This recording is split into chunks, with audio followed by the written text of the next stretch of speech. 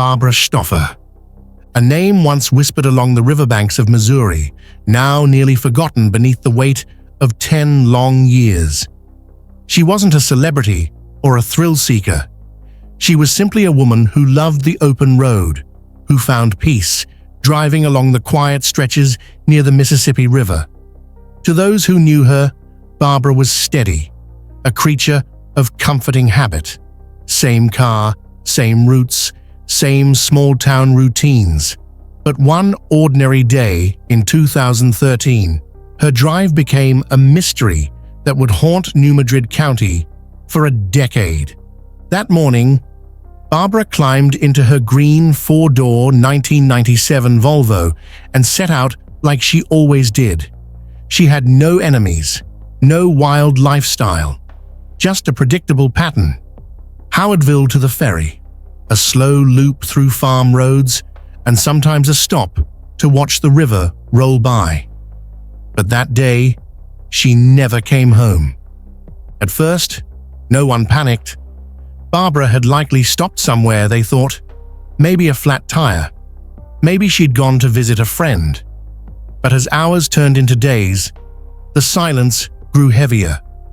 Her phone went unanswered. Her usual haunts, empty.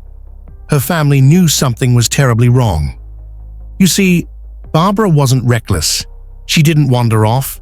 In fact, just months earlier, she'd accidentally driven off a small embankment near the river, a terrifying moment that could have ended much worse.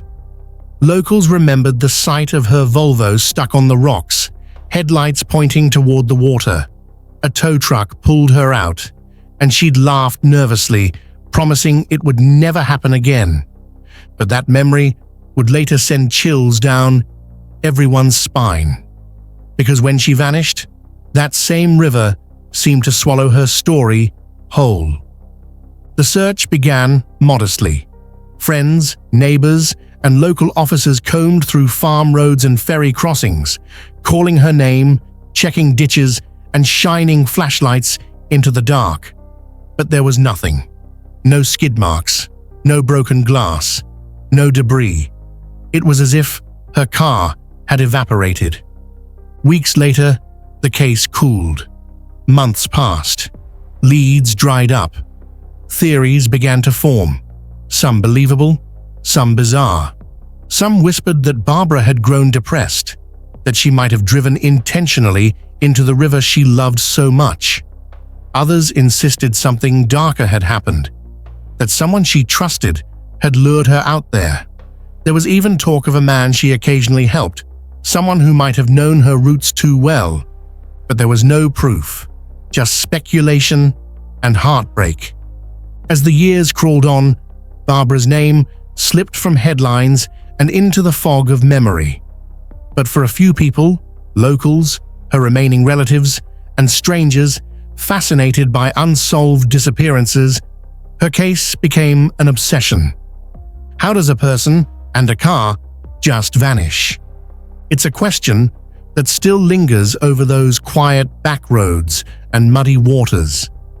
And as we return to the Mississippi's edge, where the river hums low and the wind moves like a whisper through the reeds, one thought becomes impossible to shake. If Barbara Stoffer's Volvo is out there, it's been waiting, hidden beneath the current, all this time. 10 years had passed since Barbara Stoffer disappeared. 10 long years of silence, of wondering if somewhere in the depths of the Mississippi River, her green 1997 Volvo still waited, silent, buried under layers of mud and silt, holding the truth of what really happened. For those who refused to let her memory fade, this was more than a mystery. It was unfinished business. When the new search began, it wasn't about chasing rumors or retelling ghost stories. It was about precision. Technology had changed.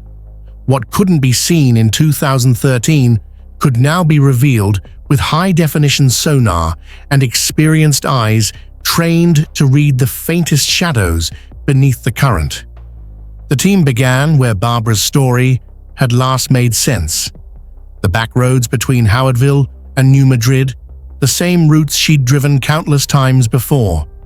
Each path was marked on satellite imagery, each bend analyzed like pieces of a puzzle long left unsolved. They started scanning along Highway D, low-lying roads with narrow shoulders and no guardrails. It was the perfect setup for an accidental slip into the water. If Barbara had mixed up the gas and brake, or if her car had simply veered too far right, it could have gone over without a sound, sinking out of sight within seconds.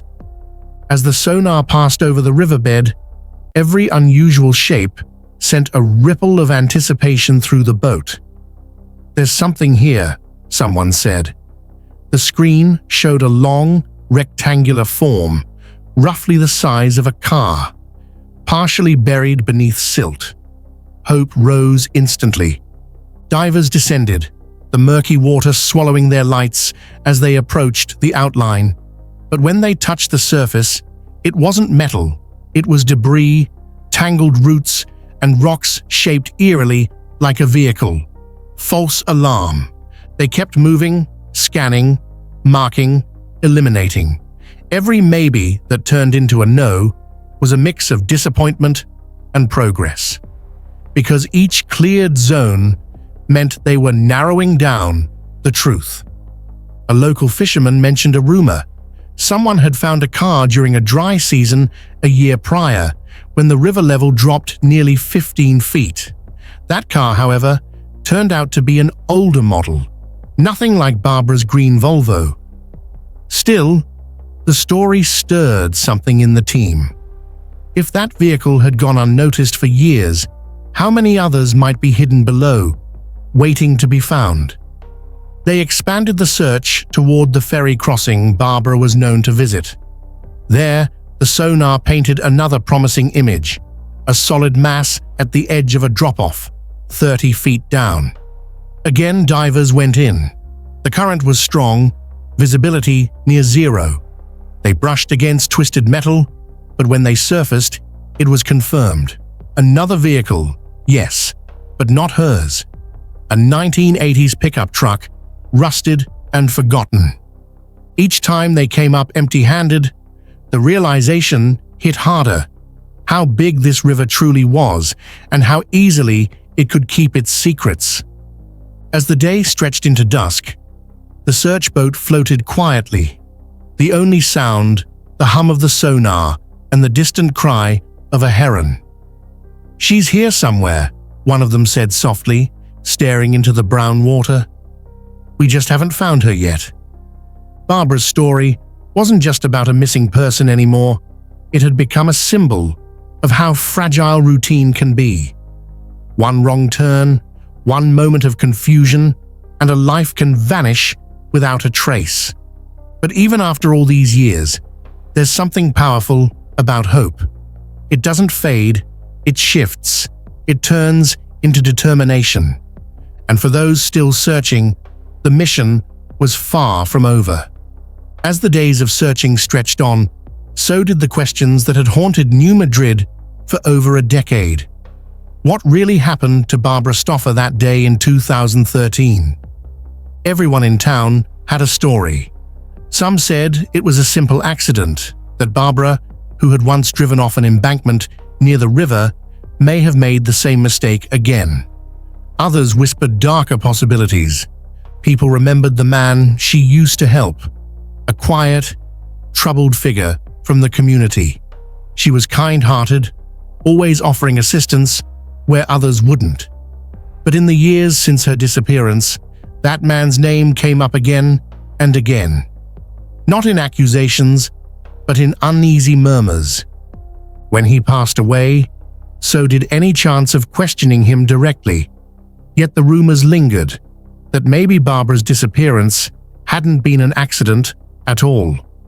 Still, the searchers didn't let speculation guide them. They focused on facts, on sonar readings, coordinates, and evidence. What they knew for certain was that Barbara's daily routes were predictable. She loved driving near the water, especially around the ferry crossing.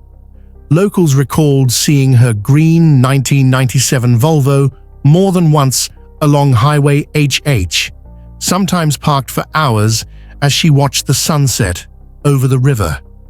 It wasn't just a route, it was her escape, her peace.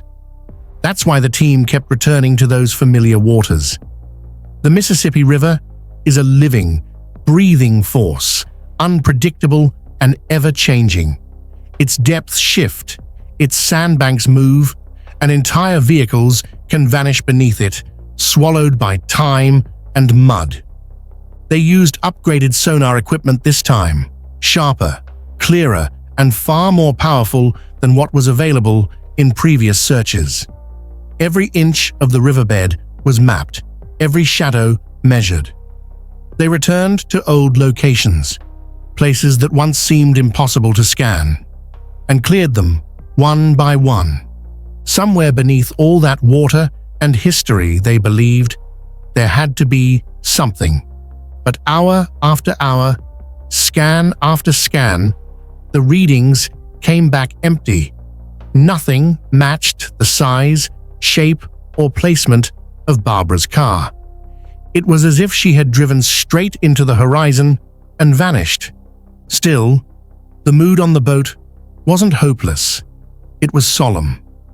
The kind of quiet shared among people who understand that sometimes, even without answers, the search itself means something. Barbara's story had brought strangers together. Locals, family friends, and even those who had never met her came out to offer guidance, stories, and small leads, anything that might help. Every time her name was mentioned, it carried the weight of unfinished love. She had been more than just another missing person. She had been someone's mother, someone's friend, someone who deserved to be found. As night fell over the Mississippi, the search team pulled their equipment back into the boat. The lights reflected across the dark water, illuminating ripples that seemed to move with a quiet message. Keep looking. No, they hadn't found Barbara, but they had given her story new life. They had reignited the search, stirred the conversation, and refused to let her name fade into silence. And for now, that was enough to keep hope alive. By the final day of the search, the river was still and heavy, the kind of silence that makes you feel watched. The team moved slowly through the last few zones, their sonar sweeping across the dark floor below. Every reading mattered. Every small shape made hearts skip for a second. But each one, after careful inspection, turned out to be debris, tree roots, metal scraps, or piles of rock shaped by time. Hope began to fade with the daylight. The Mississippi was giving nothing up. As they pulled the last sonar pass, one of them looked across the wide water and whispered, "She's here somewhere. We just haven't found her yet." That simple sentence said it all. It wasn't failure, it was faith. Faith that one day, maybe by someone with the right gear or the right stroke of luck, Barbara's car would finally be found. They logged the coordinates, packed up their gear, and watched the sun disappear beyond the horizon. A reminder that even in endings, there's always one more place to look. Years have passed since Barbara Chauncey's disappearance, yet her name still drifts through Texarkana like a whisper carried by the wind. For her family, time never truly moved on. It only stretched the distance between what happened and what if. Her daughter, now grown, still drives past the bridge sometimes, slowing just enough to glance at the dark current below. She imagines her mother's laughter, her warmth, her perfume in the air after a long hospital shift. It's those small memories that keep her going, reminders of a life that ended in mystery but began in love. For the volunteers and locals who joined the search, Barbara's story is a haunting symbol of how easily people can vanish and how fiercely others refuse to forget them.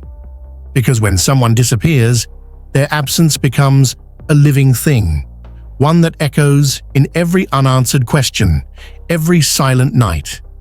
And maybe, one day, when technology dives deeper and the river finally gives up its secrets, Barbara will come home.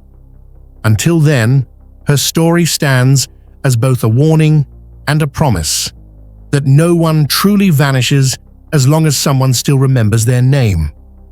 If Barbara's story moved you, take a moment, like, subscribe, and turn on the bell, because more real-life mysteries like this deserve to be told, and every view helps bring forgotten souls one step closer to justice.